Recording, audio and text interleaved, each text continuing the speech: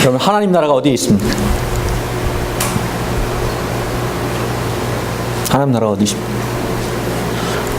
물론 뭐 죽어서 가는 나라도 있겠지만 주님께서 집중적으로 말씀하신 부분에 있어서는 우리의 마음 가운데 있다. 또 우리 가운데 있다. 우리 모임 가운데 있다. 주님은 그렇게 말씀하셨습니다. 우리가 마음속에 욕심을 비워내고 그 속에 예수 그리스도를 모실 때 우리가 어디에 있든지 우리가 천국을 살 수 있다고 말씀하셨습니다. 산상수훈 가운데 우리가 지금 8복을 살펴보고 있는데 그 가운데 주님께서 첫 번째로 말씀하신 복, 심령이 가난한 자는 복이 있나니 천국이 저희 것이다 말씀하셨습니다. 여러분, 가난 자체가 복이라고 그럴 수는 없죠. 그것은 분명합니다. 가난한 자체가 복이 아니에요. 가난 때문에 하나님을 원망하는 사람도 있고요, 가난 때문에 거짓말하고 가난 때문에 도둑질하는 경우도 참 많습니다. 그런 경우에 그런 가난을 우리는 복이라고 할 수가 없는 것입니다.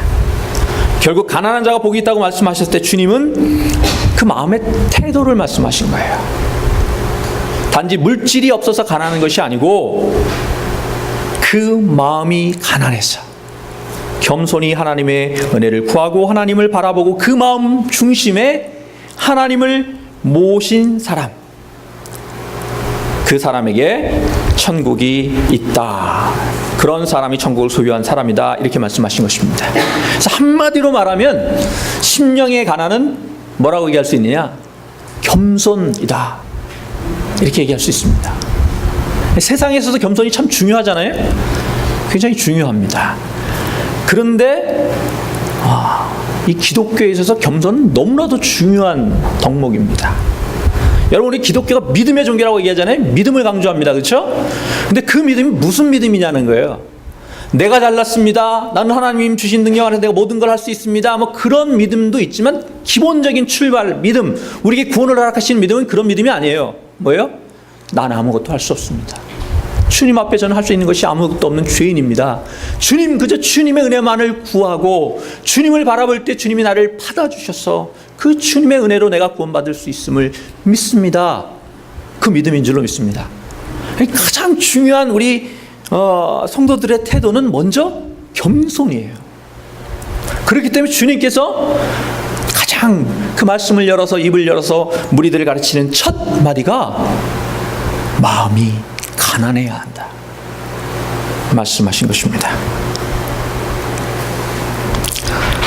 그리고 살펴보면 이 나머지 7가지의 복은 사실은 이 첫 번째 복의 전제 조건이 되는 것입니다. 첫 번째 이 복이 나머지 7복의 전제 조건이 되는 거예요. 심령이 가난할 때 애통할 수 있어요. 그 심령이 가난한 자가 온유할 수 있습니다.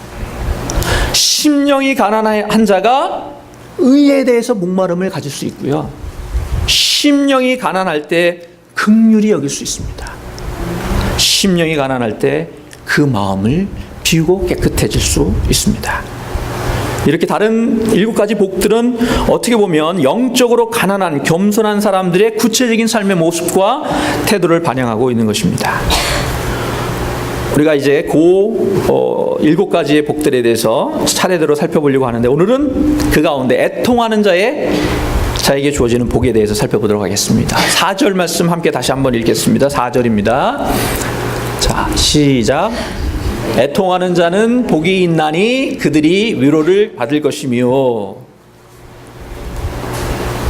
예, 우리 이석규 전사님하고 잠깐 말씀을 나눴는데 이게 너무나도 뻔한 말씀, 그것도 한 절 가지고 이 설교를 하는 게 쉽지만은 않습니다.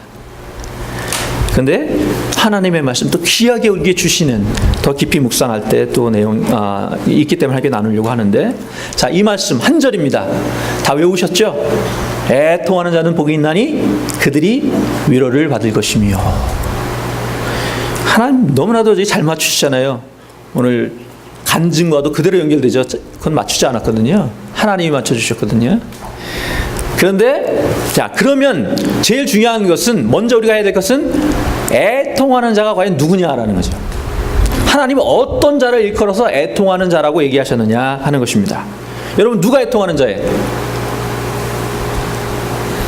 잘 우는 사람, 아니면 엄살 잘 떠는 사람, 그런 걸 얘기하는 건 아니겠죠.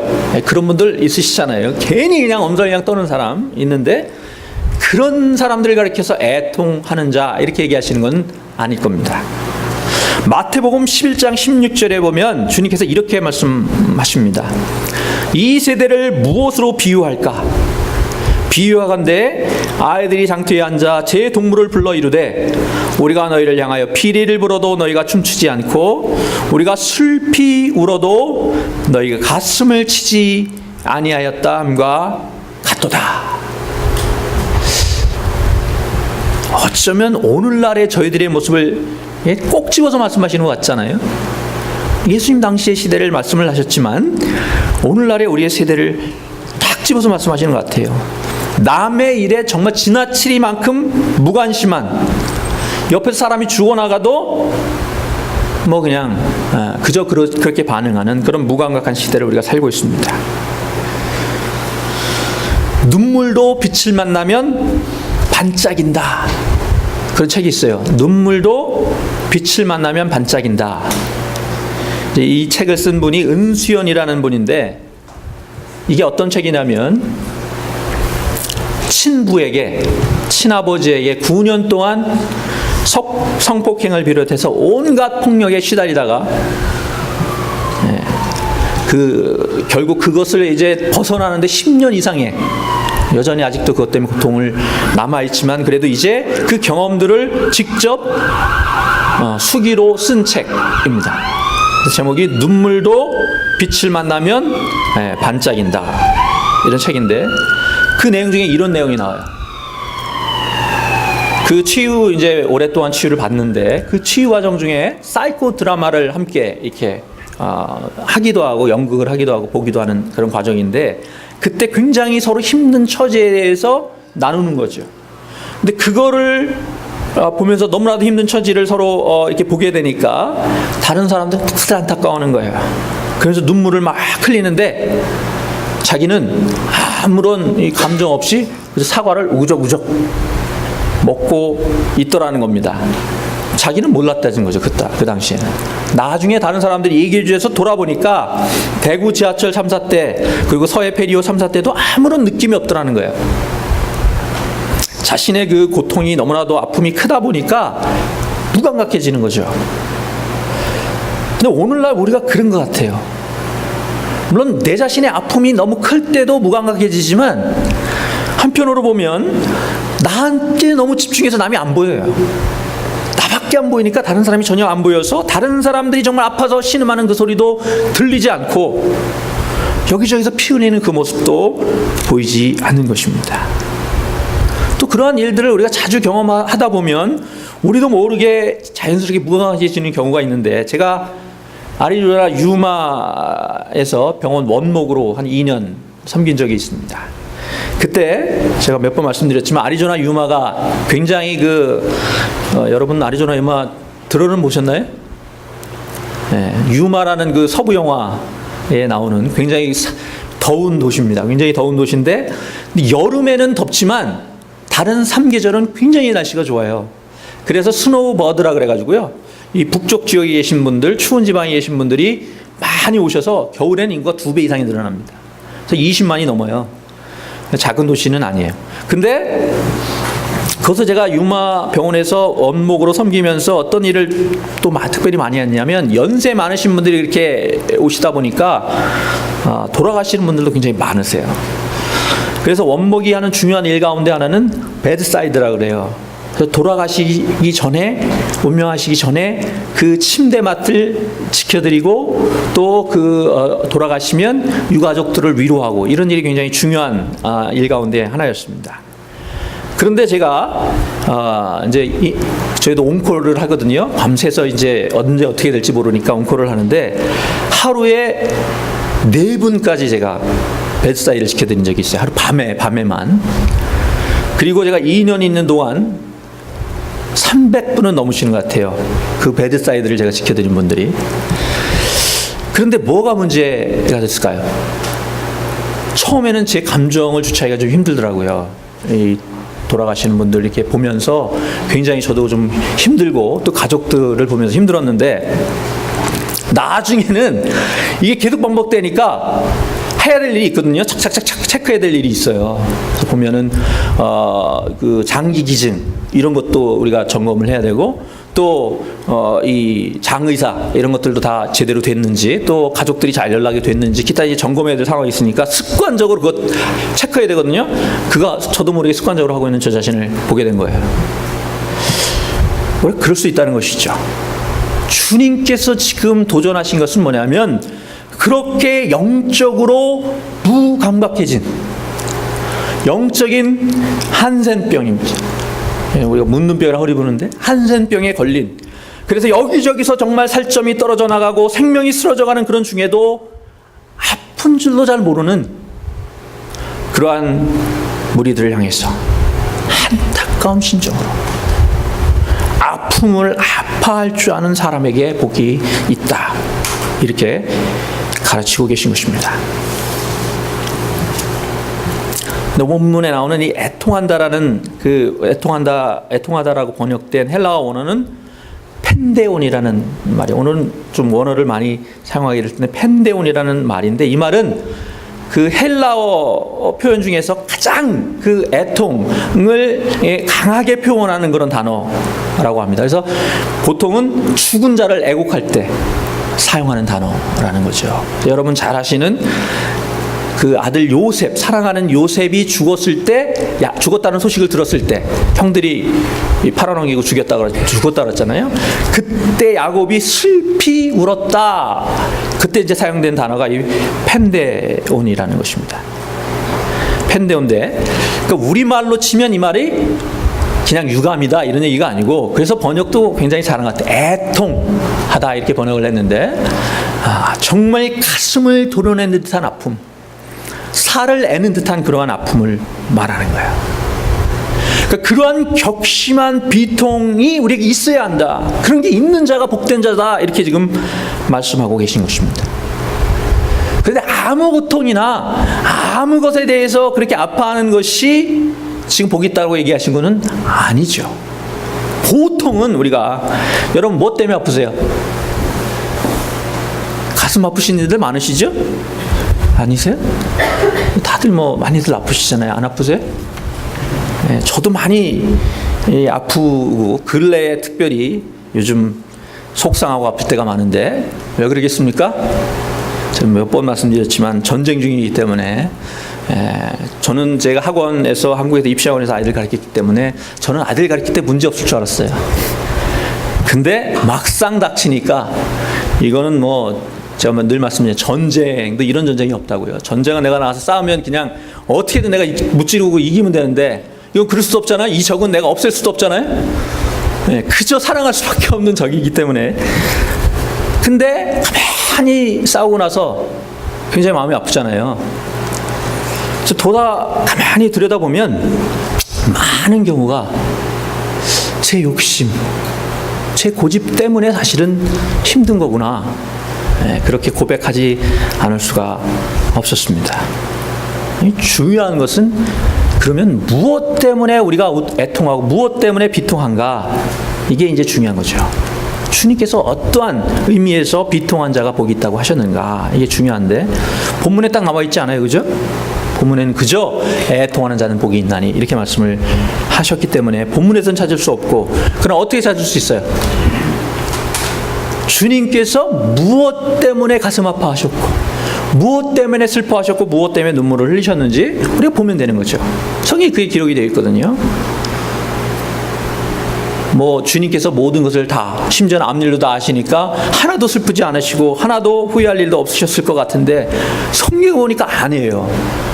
여러 곳에서 주님께서 정말 가슴 아파하시고 눈물을 흘리신 기록이 나오는데, 먼저 사랑하는 나사로가 죽어서 사람들이 우는 것을 보시고 비통히 여기서 눈물을 흘리셨다, 그런 기록이 있고요. 또 멸망당할 예루살렘 성전을 바라보시며 제자들이 저 아주 웅대한 그 성전을 보십시오라고 얘기했을 때, 그것이 멸망당할 것을, 무너질 것을 바라보시면서 눈물을 흘리셨다, 그런 기록이 있습니다. 근데 주님께서 가장 아파하셨던 때는 언제였을 거로 여러분 생각하세요? 주님께서 정말 아파하셨던 여러 번 있으실 수 있지만 그것은 겟셋마네 동산이에요. 겟셋마네 동산에서 얼마나 아프셨는지 제자들에게 이런 부탁을 하셨어요. 얘들아, 내 마음이 고통스러워 뭐라 그러셨냐면 죽을 것 같구나. 너희들이 깨어서 나와 함께 기도해 주지 않겠느냐. 주님께서 그렇게 말씀을 하셨어요. 근데 무엇 때문에 주님께서 겟세마네 동산에 그렇게 아파하셨을까요? 흔히 여러 얘기하는 것 가운데는 예수님도 인간이시기 때문에 이제 자신의 죽음을 앞두고 그게 너무나 힘드실 수 있으셔서 그렇지 않다라고 얘기할 수는 없지만 그게 주는 아닐 거라고 봐요. 더 안타깝게 주님께서 안타까워하시면서 기도하신 것 중에 하나는 이제 저 변변치 못한 제자들 3년 동안 열심히 가르쳤지만 그 마지막 순간까지도 본인의 뜻을 잘 깊이 이해 못하는 저들을 두고 가야 되는 거잖아요. 제대로 해낼 수 있을지 믿어지 못한 부모의 심정이죠. 마지막 그 아이들, 정말 철없는 아이들 두고 만약에 여러분이 가야 된다 그래 보세요. 저도 지금 눈앞이 깜깜합니다. 만약에 제가 우리 두 딸 두고 내일이면 운명해야 된다. 그 순간이면 어떻겠어요? 지금 주님은 그런 심정인 거거든요. 과연 저들이 이 험한 세상을 어떻게 헤쳐나갈 것인가? 그리고 수많은 핍박과 박해가 있을 건데 그들이 그 가운데 어떻게 하나님 나라를 일구어 갈 것인가? 그것에 대한 아픔이 있으신 거죠. 고통이 있으신 거죠. 그것 때문에 슬퍼하시고 아파하셨습니다. 그리고 무엇보다 그 하나님의 진리를 깨닫지 못하는 눈이 어두워진 바리새인과 서기관들과 모든 종교제들을 지도자를 바라보면서 그들의 죄를 바라보면서 주님은 아파하셨습니다. 그래서 마지막 십자가상에서는 뭐라고 외치셨어요? 아버지, 저들의 죄를 용서하여 주옵소서. 저들이 하는 것을 알지 못하나이다. 이렇게 말씀을 하셨습니다. 주님께서 무엇 때문에 괴로워하시고 무엇 때문에 아파하셨어요? 먼저는 우리들의 죄를 보고 인류의 죄를 보고 저들의 눈이 가려져서 하나님의 영광을 보지 못하는 것을 보고 슬퍼하셨고 애통해하셨고 그리고 그것 때문에 이루어지지 못하는 하나님의 나라 하나님의 의를 아파하시면서 애통해하셨습니다. 그러면 오늘 본문 속에서 애통하는 자는 복이 있나니 자, 어떤 애통이어야 하느냐 분명해지는 것입니다. 우리가 애통해야 하는데 여러분 먼저 우리가 애통해야 될 그 대상은 내용은 다른 게 아니고 우리의 죄예요. 우리의 죄 앞에 나 자신의 죄 앞에 애통해야 합니다. 그게 없으면 하나님 나라에 들어갈 수 없는 거예요. 여러분 로마서 7장의 체험이 없이는 하나님 나라에 들어갈 수 없는 것입니다. 로마서 7장에 뭐가 나와요? 로마서 7장에 보면 사도 바울이 애통해하는 게 나와요. 사도 바울이 정말 고통스러워하는 게 나와요. 뭐 때문에 그랬어요? 이렇게 고백합니다. 내가 행하는 것을 내가 알지 못하나니 곧 내가 원하는 것은 행하지 아니하고 도리어 미워하는 것을 행함이라. 또 이렇게 말합니다. 만일 내가 원하지 아니하는 것을 하면 이를 행하는 자가 내가 아니요 내 속에 거하는 죄니라. 정말 내 안에는 하나님의 뜻대로 살고 싶은 간절한 소원이 있고 마음이 있는데 나의 삶 자체는 충분히 그것에 미치지 못한다는 것이죠. 늘 나의 발목을 붙들고 나의 게으름과 또 나태와 또 여러 가지 거짓과 욕심과 자랑이 나를 앞세워서 그 하나님의 영광스러운 그 나라를 이루어가는 그 일에 내가 쓰임받는 것을 발목을 잡는다는 것이죠. 그러면서 뭐라고 고백하냐면 너무나도 유명한 말씀이죠. 오라 나는 곤고한 사람이로다. 누가 이 사망의 몸에서 나를 건져내랴. 여러분은 어떠세요? 굉장히 중요한 도전입니다. 얼마나 진지하게 여러분이 하나님 앞에 정말 감히 설 수도 없는 죄인이라는 것을 깊이 애통하며 가슴 아파하느냐. 로마서 7장을 통과하지 않으면 하나님의 은혜를 깨달을 수도 없고요. 십자가를 이해할 수도 없는 거예요. 왜 하나님이 감히 이 땅에 오셔서 죽으셨다. 이해할 수 없는 거죠. 여러분 먼저 하나님 앞에 무릎 꿇고 우리의 죄에 대하여 애통할 수 있는 저와 여러분의 시기를 주님의 이름으로 축원합니다. 그래서 그러한 고백을, 그러한 경험을 한 사도 바울이 뭐라고 고백하는 거예요? 스스로를. 나는 죄인 중에 괴수로다. 나는 죄인 중에 괴수로다. 여러분 옆에 계신 분들한테 한번 얘기해 보시겠습니다. 이 죄인 우두머리야. 옆에 분한테 좀 한번 해보세요. James, say to your father. 못하시네요? 남한테 하라는 얘기가 아니고 스스로 진정으로, 진짜 자기가 그렇게 얘기해들어도 남들이 그렇게 얘기하면 참 화나잖아요. 그런데 진짜로 깨달은 사람은 맞는 얘기 했네. 그죠? 나 그렇게 죄인이야. 겉으로 볼 땐 멀쩡해 보이지만 뭐 잘난 것 같고, 또 저도 뭐 목사고, 그리고 뭐 술도 안 마시고 뭐 이러는 것 같고 뭐 이렇게 보이지만, 겉으로는 그렇다게 보이지만 하나님 앞에 딱 쓰면 뭐예요? 엑스레이 쫙 찍으면. 그래서 제가 옷을 이렇게 입는 이유가 있죠. 잘 가리려고. 여러분이 저의 그 추잡한 부분을 볼까봐. 근데 중요한 것은 하나님 앞에 우리가 설 때는 벌거벗은 모습을 설 수 있어야 된다는 것이죠. 하나님은 다 아시거든요. 저 깊은 마음의 속까지도 다 헤아리신 그 하나님 앞에 우리가 뭘 감추겠어요? 뭘 하겠어요? 유일한 방법은 뭐예요? 하나님, 나 여기 있습니다.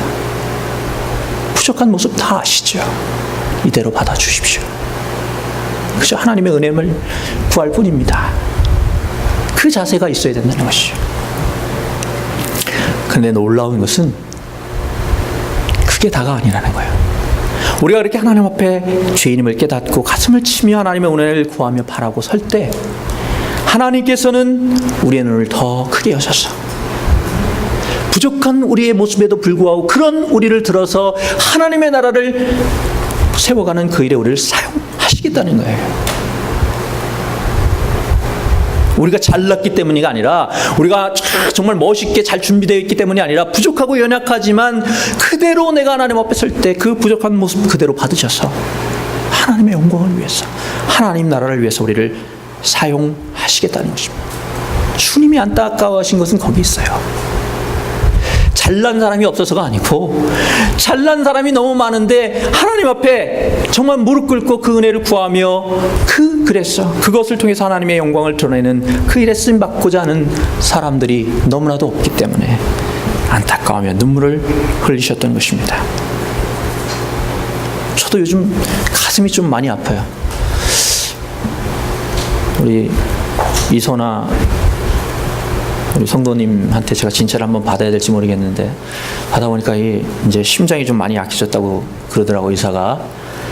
그런데 그것도 문제지만 진짜 저희를 가슴 아프게 하는 건, 요즘 뭐 사랑의 장로교회가 빨리 부흥하지 못하고, 그것도 안타깝고 답답한 일이지만, 저는 더 답답하고 안타까운 것은 뭐냐면, 하나님이 원하시는 뜻, 그 나라와 그 의는 보이잖아요. 하나님이 정말 뭘 원하시는지는 우리가 알잖아요, 믿는 사람들이. 모르세요? 아는 건 거의 다 안다고. 문제는 그런 가운데 용기를 가지고 하나님 나라를 위해서 목숨을 걸겠다는 사람은 별로 없는 거예요. 그러면 믿음의 동력자들이 목사님 가운데서도 드물어요. 안타까운 건 저를 포함해서. 크게 저를 아프게 합니다. 근데 요즘 제가 깨달아가는 게 있어요. 그런 사람을 찾으려고 눈 씻고 다녀서 되는 게 아니고, 중요한 것은 우리가 그렇게 되는 것이다. 우리의 성도들을 그렇게 훈련시키고 또 함께 그런 사람으로 빚어지기 위해서 정말 우리가 몸부림쳐야 한다. 그러면서 또 깨달은 건요, 주님께서도 수많은 무리가 그렇게 나왔지만 딱 집중하셨어요. 누구에게? 12에게. 수많은 무리, 그냥 뭐 환호성치는 무리에게 집중하신 것이 아니고, 그 가운데 주님의 뜻을 이해하고 정말 애통할 수 있는 12 제자를 바라보시고 그들에게 집중하셨습니다. 그리고 그들을 훈련시키셨고 그들에게 온 마음을 쏟아 기도하시고 그들을 주님의 뜻 가운데로 인도하셨습니다. 하늘나라를 누르게 비유하셨어요. 작은 누르기. 작지만 그것이 반죽 안에 들어갈 때 뭐 여기 게 저기 걸 한꺼번에 바로 하는 게 아니에요. 바로 옆에 것들을 번지게 하면서 온 반죽이 다 누룩으로 덮이게 되는 줄로 믿습니다. 중요한 것은 내가 그런 사람이 되는 거죠. 내가 누룩이 되는 것입니다. 그리고 나의 주변 사람들이 그러한 나의 영향력을 통해서 정말 하나님의 나라로 나아오는 그러한 역사가 있을 때에 정말 저희 교회가 작지만 저희 교회를 통해서 북가주가 뒤집힐 줄로 믿습니다. 다시 한번 얘기하겠습니다. 좀 더 세게 나가야겠어요. 북가주만이 아니라 미주 전체가 변화될 줄로 믿습니다. 하나님이 하시면 되는 거죠. 그 일을 위해서 먼저 우리 가슴 속에 정말 우리들 자신의 죄를 붙들고 몸부림치는 게 있어요. 우리의 부족함과 연약함을 붙들고 몸부림치는 게 필요합니다. 우리를 자랑하고 우리를 드러내고 우리를 내세우고 뭐 그럴듯한 교회가 되는 게 원하는 게 아니고요. 정말 하나님이 바라보실 때 그래도 하나님의 뜻을 따라 가는구나 라는 것을 우리가 하나님 앞에 얘기할 수 있는 그런 교회가 되는 것이 저는 제일 중요하다고 생각합니다. 그것이 먼저인 줄로 믿습니다. 여러분, 사명이 다른 게 아니에요. 사명이 다른 게 아니더라고요. 사명이 영어로 뭡니까? 사명이 영어로 뭐죠? 그 정도는 되셔야죠. calling이라고 들어보셨어요? calling. 너무 어려운 단어인가요? 예. calling. 이게 무슨 뜻이에요? 우리나라 말로 그래서 부르심 그렇게 부르잖아요. 사명, 소명이 다른 게 아니고 부르심이에요. 하나님께서 우리를 그렇게 부르셨다는 것이죠. 그 음성이 들리면 되는 거예요. 그 음성을 듣는 것이 중요한 것이죠. 그래가지고 보면 그 크리스천 라이프 김평육 선교사님 아프리카에 이제 취재하러 원래 기자셨잖아요. 취재하러 가셔서 그곳에 갔다가 그 가난의 전쟁통의 기근에 신음하는 이들의 소리 도저히 외면할 수 없으셔가지고 온통 아프리카 선교에 뛰어드셨다고 그렇게 간증하시는 걸 들었습니다. 또 저희 교회에서 인턴도 잠깐 하셨던 우리 최관신 전사님은 본인이 키가 작으셔서 그런지 모르지만 누구에게 꽂히셨어요? 그때 오셔서 하셨잖아요. 피그미족 아시죠? 네. 중요한 것은 그러니까 마음이 가는 거죠. 그에 대한 애통함이 있는 겁니다. 그러니까 가게 되더라고요. 중요한 건 우리 안에 그러한 애통함이 있느냐입니다. 저는 사랑의 장로교회를 이제 4년째 섬기고 있는데 뭐 잘 몰랐어요. 마음으로만 그냥 이민교회를 섬기고 우리 한인교회를 섬기겠다라는 뜻만 있었지 정말 구체적으로 하나님이 저를 통해서 부족한 저를 통해서 이루어가실 비전이 무엇인지 막연하게만 그렸어요. 근데 이제 4년을 섬기면서 또 함께 우리 사랑의 장로교회를 섬기면서 하나님의 뜻이 우리를 향하신 하나님의 뜻이 무엇인지 조금씩 좀 이렇게 분명하게 보이기 시작합니다. 그 가운데 오늘 3가지만 나누고 말씀 마치겠습니다. 첫째는 뭐냐면 교육사역이에요. 저는 제가 학원에서 한국에서 그 입시학원에서 강의한 거 아시죠? 그때 이제 신학교를 마치고예요. 그래서 유학 비용을 벌기 위해서 제가 선생을 했는데 그걸 왜 하나님이 하게 하셨나 몰랐거든요, 잘. 요즘 점점 깨달아가요. 그게 뭐냐면 미국의 공교육이 굉장히 지금 완전히 무너져 있거든요. 그런데 제일 좋은 건 우리가 교회에서 공교육도 해주면서 그러면서 신앙교육을 하면 쉽거든요. 왜냐하면 요즘에 공립학교에서 기도도 못하고 아무런 어떤 그 종교적인 얘기 못하는 거 아시죠? 못하게 돼 있어요, 법적으로. 그런데 저희 방과후 스쿨 앞으로 하고 싶거든요. 거기서는 기도하고 해도 돼요. 내일부터 시작될 우리 썸머 크리스천 데이 캠프 기도하고 한다고 붙잡아 갈 사람 아무도 없어요. 다 알거든요, 교회에서 하는 것을. 그런데 아이들이 여기서 보면 갈 데가 별로 없어요. 그래서 아이들을 위해서 그러한 교육을 하면 하나님 이건 기회로 주신 거다. 그래서 하나님이 그렇게 준비를 시키셨고 또 하워드 전사님을 저는 왜 보내주셨는지 몰랐어요. 그 전문가세요, 그죠? 네. 하나님이 그렇게 예비하신 줄 믿습니다. 또 앞으로 그렇게 길을 열어가고 계세요. 여러분 많이 기도해 주시고 다른 건 문제가 아니고 그냥 뭐 아이들 교육만의 문제가 아니에요. 신앙적으로 바로 서지 않으면 머리만 커져가지고는 안 돼요. 지금 심각하게 바라보잖아요. 저만 스트러글 하는 건가요? 아니잖아요. 이민 사회 속에서 지금 아이들을 어떻게 신앙교육을 시키고 어떻게 정말 키워야 할지 다들 고민하고 계세요. 함께 하자고요. 두 번째 저희들이 섬기고 싶은 사역은 시니어 사역이에요. 오늘 좀 많이 안 오셨지만 저희 계시면 다들 첫 마디가 뭐냐면 참 힘드시겠습니다. 왜 그런지 전 잘 모르겠어요. 저는 그래요. 저는 정말 감사합니다. 그리고 늘 큰 힘이 되어주시고 많이 배우고 있습니다. 그렇게 얘기를 하는데, 진심으로 정말 한평생 하나님 나라를 위해서 섬기신 분들을 우리가 섬길 수 있다면 그것만으로도 축복이라고 믿습니다. 여러분, 우리 성도님들은 남들이, 다른 사람들이 뭐라고 얘기하면 그렇게 얘기해 주세요. 하나님 나라를 위해서 섬기신 분, 그분들이 뭘 어떻든 간에 그분들을 섬길 수 있는 것만으로도 우리는 복이라고 생각합니다. 정말이잖아요. 어디 가서 마음 편히 예배 드실 것도 없다니까요. 저희 부모님이 목사님이셔서 은퇴하셔서 그런지는 모르지만 마음 놓고 가서 예배 드릴 곳이 없어요, 목사님이. 그런 분들을 우리가 함께 섬길 수 있다면 그것만으로도 복인 줄로 믿습니다.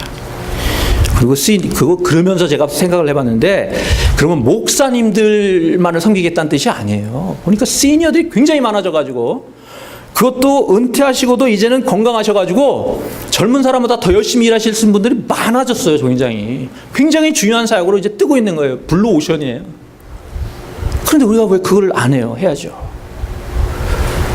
함께 우리가 제대로 우리 시니어 사역을 좀 섬길 수 있으면 좋겠고요. 또 하나, 여러분, 마지막으로 우리 교회에 보물이 있는 거 아시죠?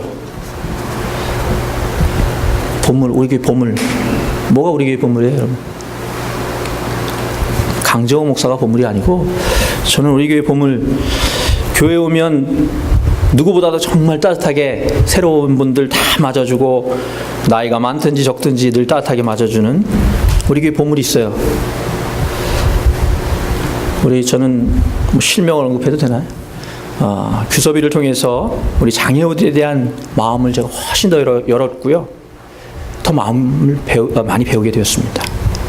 그래서 지난주에 제가 저희 교회에서 우리 북가준 미랄 선교단 단장님이신 김정기 목사님 모시고 말씀 들었잖아요. 제가 성격이 굉장히 급하잖아요.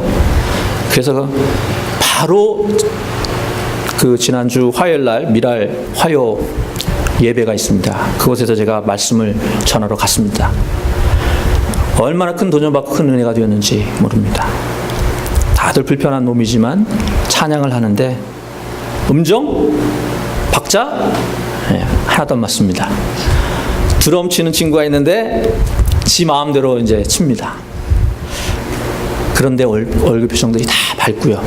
그 힘든 몸 속에서도 다 밝고, 그리고 정말 얼마나 뜨겁게 온 마음을 다해서 찬양하는 그 모습이 보여지는지 한편으로는 부끄러웠고요. 한편으로는 마음이 뿌듯했습니다. 부끄러웠던 이유는 멀쩡한 몸을 가지고도 우리가 하나님을 그렇게 제대로 마음껏 찬양을 못하는 우리의 모습 속에 부끄러웠고, 또 그럼에도 불구하고 그들을 통해서 영광 받으실, 기뻐하신 하나님의 모습을 그리면서 마음이 따뜻했습니다. 제가 한번 여러분들에게 말씀드린 적이 있는데, 김정환 목사님의 아드님으로도 유명하신 수원 중앙침례교회 김요셉 목사님이라는 분이 기독교 초등학교를 하나 세우셨습니다. 이 학교가 특별한 이유는 장애 아동과 비장애 아동을 한 반에서 같이 가르치는 통합교육으로 굉장히 유명해요. 굉장히 힘든 일이고 쉽지 않은 일인데 한국에서 그렇게 오래전부터 하셨습니다. 그리고 그 경험을 바탕으로 삶으로 가르치는 것만 남는다라는 책을 쓰셨어요. 제가 한번 여러분에게 그 인용해드린 적이 있는데 다시 한번 그것을 인용하고 싶습니다. 가끔 복도를 지날 때 눈시울이 붉어지곤 한다. 장애 학생이 화장실을 가려고 휠체어를 밀고 가면 뒤따라가던 아이가 화장실 문을 열어준다. 자폐 성향이 있는 학생이 혼자 서 있으면 일반 학생이 슬그머니 다가가 손을 잡고 함께 걷는다. 나는 저 나이 때 저렇게 성숙하지 못했는데 흔히들 일반 학생이 장애 학생을 도와준다고 생각한다. 천만의 말씀이다. 오히려 장애 학생이 일반 학생의 성숙을 돕고 있다. 장애 학생은 어떤 훈계도 없이 그 존재 자체로 아이들을 돕는다. 일반 학생들의 자존을 꺾고 고집스러움을 꺾는다. 언제나 자신이 아기처럼 되고자 하는 유치함을 버리게 한다. 그 대신 학생들이 얻는 것이 있다. 하나님이 주신 생명을 소중히 여기고 사랑하는 마음이다. 이것은 책 몇 백 권이 가르쳐 줄 수 있는 것이 아니다. 함께 살아가는 공동체의 사랑을 통해 배울 수 있는 것이다. 그래서 나는 통합교육을 포기할 수 없다. 지금보다 몇 배의 경제적 손실을 본다 하더라도 말이다. 저는 저희 교회에 보내주신 하나님의 선물, 보물, 규섭이와 함께 저희가 장애우들도 좀 더 잘 섬기는 그런 교회가 되었으면 좋겠습니다. 말로만이 아니고 구체적으로 섬김의 사역들을 열어갈 수 있었으면 좋겠습니다. 말씀을 맺겠습니다. 주님께서 말씀하셨습니다. 애통하는 자는 복이 있나니 저희가 위로를 받을 것이며, 위로를 받는다라고 할 때 헬라어는 파라칼레오예요. 파라칼레오의 파라는 곁에, 가까이 그런 뜻입니다.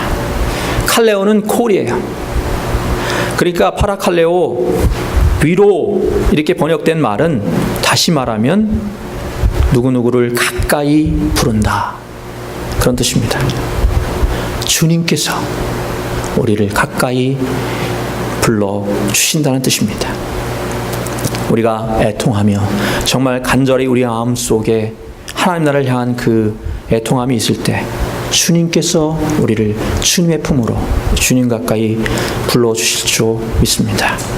그래서 우리를 위로하시고 모든 고통과 아픔의 끝에 아름답게 피어나는 향기로운 용서와 위로의 꽃을 피우게 하실 줄로 믿습니다.